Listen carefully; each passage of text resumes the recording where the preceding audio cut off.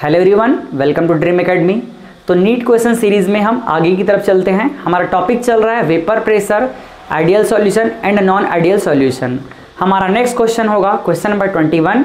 तो question number 21 में हमारे पास गिवन है which of the following statement about the composition of the vapour over an ideal. आपको एक रेशियो गिवन है 1:1 molar mixture of benzene and toluene is correct. फिर आपको गिवन है vapour pressure data at 25 degree Celsius. Benzene का vapour pressure given है 12.8 kilo pascal, टॉल्विन का given है 3.85 किलो पास्कल। फिर आपको 4 ऑप्शन गिवन है, उनमें से कौन सा करेक्ट है ये पूछ रहा है। देखिए ऑप्शन ए क्या गिवन है, the vapour will contain a higher percentage of benzene, means जो वेपर फॉर्म होगा उस वेपर में बेंजीन का परसेंटेज हाई होगा। सेकेंड ऑप्शन बोल रहा है the vapour will contain a higher percentage of toluene. Second option बोल रहा है कि वेपर में टॉल्विन का परसेंटेज हाई होगा। थर्ड ऑप्शन है आपके पास the vapour will contain equal amount of benzene and toluene, vapour में टॉल्विन और बेंजीन दोनों का अमाउंट इक्वल होगा। फोर्थ ऑप्शन आपके पास बोल रहा है not enough information is given to make a prediction, जो भी हमारे पास डेटा है वो सफिशिएंट नहीं है इस आंसर को कैलकुलेट करने के लिए। अब देखिए ये जो क्वेश्चन है काफ़ी इंपॉर्टेंट क्वेश्चन है और काफ़ी बढ़िया क्वेश्चन है। बढ़िया इसलिए क्योंकि इस क्वेश्चन में और अलग अलग पॉसिबिलिटी है और अलग अलग तरीके से इस क्वेश्चन को फ्रेम किया जा सकता है। इस क्वेश्चन में एक पर्टिकुलर वैल्यू भी पूछा जा सकता था। अगर हम बोर्ड एग्जाम के पॉइंट ऑफ व्यू से बात करें और JEE एडवांस के पॉइंट ऑफ व्यू से बात करें तो वहां पर इसको fill in the blank question भी बनाया जा सकता है। वहां पर वैल्यू वाइज से बात किया जा सकता है कि बेंजीन और टॉल्विन का परसेंटेज कितना होगा।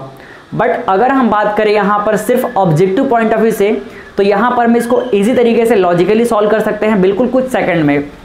लेकिन हमको पहले अपने कॉन्सेप्ट को स्ट्रॉन्ग करने के लिए डिटेल में समझना है ताकि हमारे पास किसी भी तरह की पॉसिबिलिटी हो तो हम वहाँ पे ना चुके। तो पहले डिटेल में बात करेंगे, फिर लास्ट में हम देखेंगे कि कैसे इसको हम क्विक टाइम में सॉल्व कर सकते हैं। तो चलिए डिटेल में बात करते हैं। क्वेश्चन के अकॉर्डिंग हमारे पास है दो कंपोनेंट बेंजीन और टॉल्विन को मिक्स करके एक सॉल्यूशन बनाया गया जिसमें वेपर फॉर्म होगा तो दोनों को ही कंपोनेंट प्रेजेंट होंगे, तो किनका कंपोनेंट ज़्यादा होगा ये चेक करना है। देखिए ये हमारे पास दो कंटेनर है, ये फर्स्ट कंटेनर में हम एज्यूम कर लेते हैं कि यहाँ पे है टॉल्विन, ठीक है। टॉल्विन के कंपोनेंट को हम या पार्टिकल को ए से रिप्रेजेंट कर लेंगे। सेकंड कंटेनर में हम एज्यूम कर लेते हैं कि यहाँ पे क्या है, यहाँ पे हमारे पास बेंजीन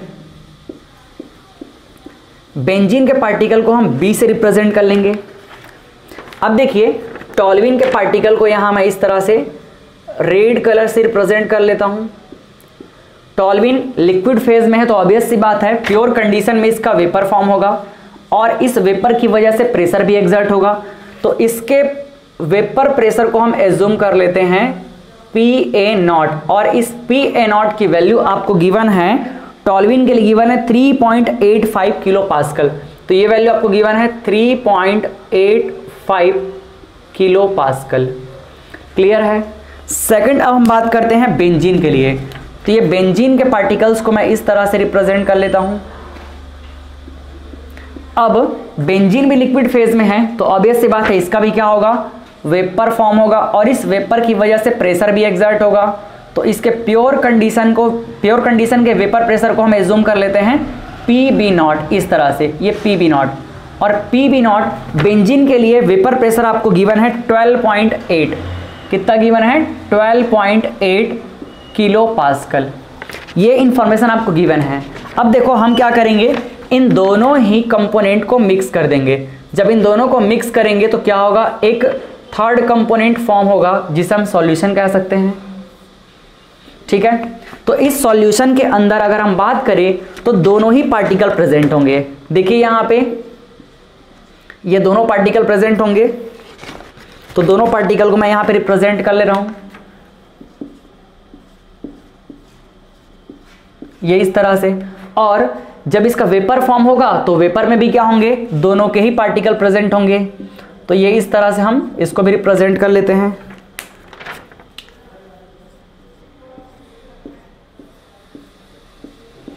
ये देखिए ये नीचे हमारा लिक्विड फेज और ऊपर क्या है, वेपर फेज। और ये क्या है हमारा, ये है सॉल्यूशन। सबसे पहले हम बात करते हैं इसके लिक्विड फेज में मोल फ्रैक्शन की। तो लिक्विड फेज में मोल फ्रैक्शन को जनरली हम x से रिप्रेजेंट करते हैं। तो जो हमारा पार्टिकल A है टोल्यूइन, इसका मोल फ्रैक्शन यहां हम एज्यूम कर लेते हैं क्या, XA। और जो सेकंड है बेंजीन, इसका मोल फ्रैक्शन एज्यूम कर लेते हैं XB। क्लियर है। और इसका आपको रेशियो गिवन है x और b का 1:1 है। ठीक है, तो यहां पे आपको गिवन है XA रेशियो XB, ये है 1:1।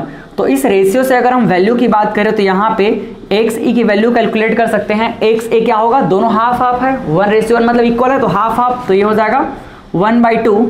और XB की बात करें तो ये भी कितना हो जाएगा, 1/2। क्लियर है, दोनों इक्वल है। अगर लिक्विड फेज में बात करें तो दोनों का जो कंपोजिशन है क्या है, इक्वल है। अब हम वेपर फेज में भी एज्यूम कर लेते हैं, क्योंकि वेपर फेज में भी दोनों ही कंपोनेंट के वेपर फॉर्म होंगे। तो फर्स्ट हम बात कर लेते हैं A का। तो A मींस टोल्यूइन का हम वेपर फेज में मोल फ्रैक्शन एज्यूम कर लेते हैं YA। क्लियर है। इसी तरह जो B कंपोनेंट है इसका क्या हो जाएगा, YB। क्लियर बात, ठीक है। देखिए इससे पहले क्वेश्चन में जिसमें हमको वेपर फेज के बारे में बात करना था, तो वहां हमने x एज्यूम कर लिया था।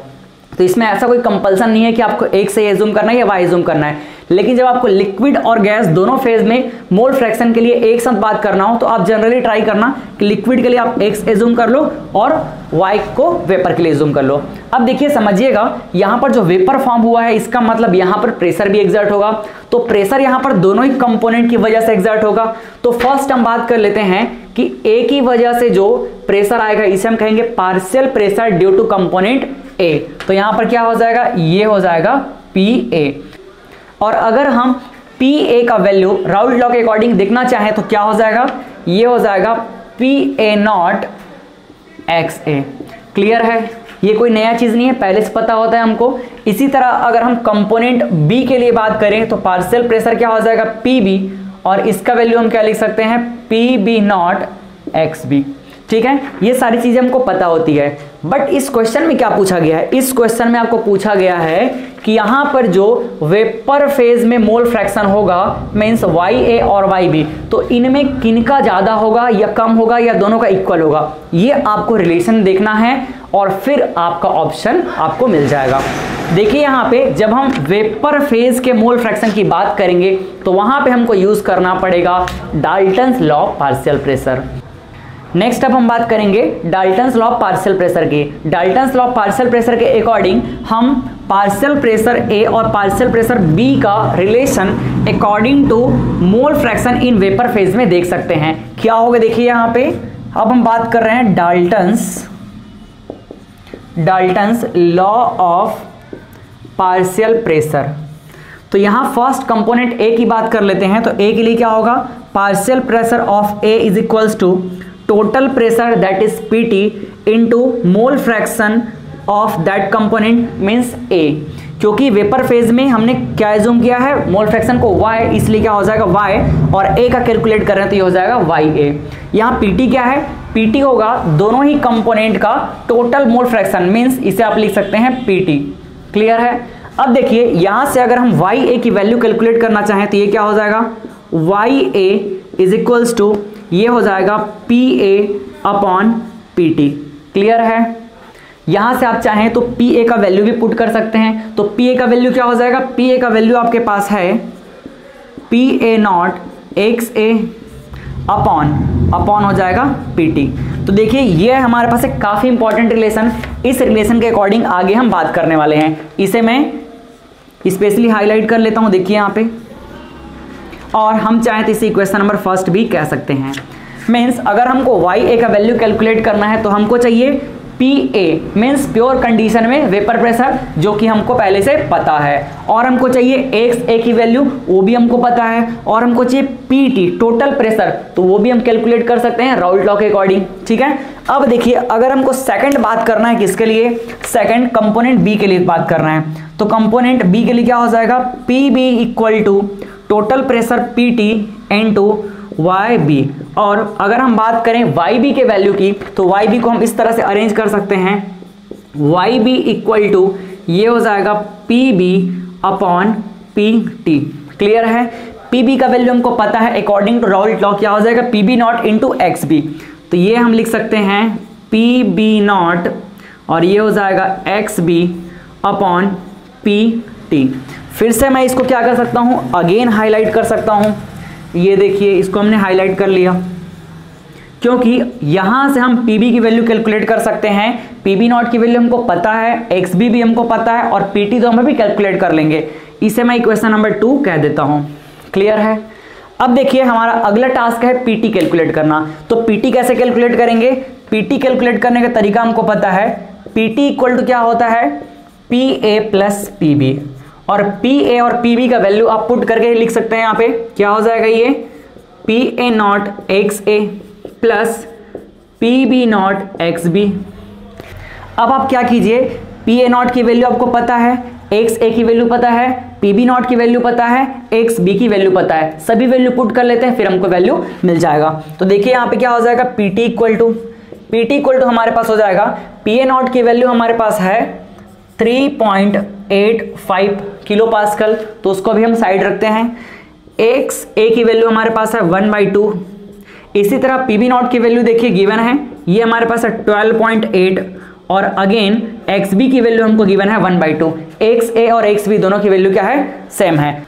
अब देखिए जब आप इसे कैलकुलेट करेंगे तो आपको PT की वैल्यू मिल जाएगी। इसे आप कैलकुलेट करेंगे तो PT की वैल्यू आपके पास आएगी 8.325, और यूनिट क्या होगा इसका, किलो पास्कल। इस तरह से हमको क्या मिल गया, इस तरह से हमको मिल गया PT का वैल्यू। अब इस PT की वैल्यू की हमको रिक्वायरमेंट थी यहाँ पर पुट करने के लिए, तो हम क्या करेंगे, इसे मैं सेपरेट कर लेता हूं और हम 1 बाई 1 YA और YB की वैल्यू कैलकुलेट कर सकते हैं। तो देखिए यहाँ पर सीधे सीधे बात करते हैं हम फ्रॉम इक्वेशन नंबर फर्स्ट से। तो इक्वेशन फर्स्ट में हमारे पास क्या है, YA का वैल्यू है, तो क्या हो जाएगा, देखिए यहाँ से YA इक्वल टू हमारे पास है, यहाँ मैं सीधा YA को रिलेट करता हूँ किससे, इस वाले वैल्यू से। तो ये हो जाएगा PA not XA upon PT। आप वैल्यू पुट कर लीजिए। देखिए यहाँ पे PA नॉट की वैल्यू हमको पहले से पता है, PA नॉट की वैल्यू कितना है 3.85, XA का वैल्यू भी पता है 1/2, और PT का वैल्यू तो अभी हमने कैलकुलेट किया है, कितना है हमारे पास 8.325। जब आप इसे सॉल्व करेंगे तो आपके पास YA की वैल्यू आ जाएगी, YA की वैल्यू आपको मिलने वाली है 0.232। ठीक है। अगर हम इस वैल्यू को परसेंटेज में बात करना चाहें तो परसेंटेज ऑफ YA आप इसमें 100 का मल्टीप्लाई कीजिए, फिर आपको मिल जाएगा परसेंट में, तो परसेंट में ये वैल्यू आ जाएगी 23.2%। इस तरह से इस वैल्यू को हमने परसेंट में भी देख लिया। ठीक है। अब देखिए आप चाहे तो YB का वैल्यू सीधे सीधे क्या कर सकते हैं, 1 माइनस YA करके भी कैलकुलेट कर सकते हैं, या फिर आप चाहें तो इस फॉर्मूले का यूज करके भी कैलकुलेट कर सकते हैं। तो मैं फिर से इस पर टाइम वेस्ट नहीं करना चाहूंगा, सीधे सीधे मुझे पता है कि YA plus YB sum of mole fraction is always 1, तो यहां से मैं YB का वैल्यू कैलकुलेट कर लूंगा। तो YB इक्वल टू क्या हो जाएगा, 1 माइनस YA।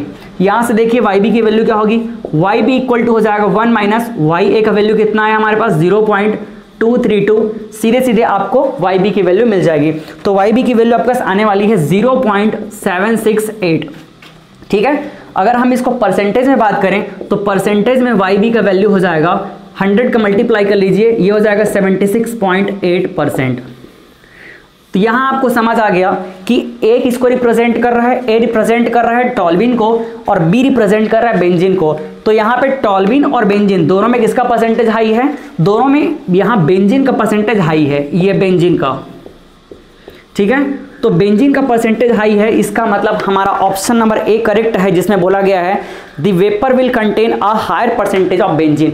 बेंजीन का परसेंटेज यहाँ देखिए हाई है टॉल्विन से। तो ये तो हमने एग्जैक्ट वैल्यू वाइज बात किया है। अगर ये बोर्ड क्वेश्चन हो या फिर एडवांस का क्वेश्चन हो, या हमको ऑप्शन में सीधे वैल्यू गिवन हो, कितना वैल्यू होगा, तो हम इस तरह इसको सॉल्व करेंगे। ठीक है। डिटेल में मैंने बात किया है क्योंकि आपको थोड़ा भी कॉन्सेप्ट वाइज कमी नहीं होना चाहिए। लेकिन अब देखिए हम इस क्वेश्चन को ऑब्जेक्टिव वाइज सॉल्व करना चाहें तो इतना टाइम हम नहीं ले सकते, इतना टाइम लेंगे तो हमारे कई क्वेश्चन छूट जाएंगे। तो हम सीधा बात करेंगे लॉजिकली। जब हम लॉजिकली बात करना चाहते हैं तो देखिए क्या होगा, यहाँ से इक्वेशन नंबर 1 इक्वेशन नंबर 2, यहाँ से आप थोड़ा सा ध्यान दीजिए, XA और XB दोनों की वैल्यू क्या है, सेम है। दोनों की वैल्यू कितनी है, 1/2 1/2। यहां देखिए PT दोनों के लिए सेम है, इसका मतलब क्या समझ आ रहा है, इससे हमको यह समझ आ रहा है कि जो पहला mole fraction in vapour phase of A, ये किस पे डिपेंड करेगा, ये सिर्फ और सिर्फ डिपेंड करेगा प्योर कंडीशन के vapour pressure that is PA0 पे, क्योंकि यहां पर XA और XB क्या है, सेम है। यहां PT और PT भी सेम है, PT का वैल्यू दोनों के लिए सेम ही रहेगा। कितना है वैल्यू, 8.325। तो यहां अगर हम YB की बात करें तो YB सिर्फ किस पे डिपेंड करेगा, PB0 पे डिपेंड करेगा। यहां XA XB दोनों सेम है, PT दोनों के लिए सेम है। मीन्स जो हमारा मोल फ्रैक्शन होगा वेपर फेज में, ये सिर्फ और सिर्फ डिपेंड करेगा कि प्योर कंडीशन में किसका वेपर प्रेशर ज्यादा है।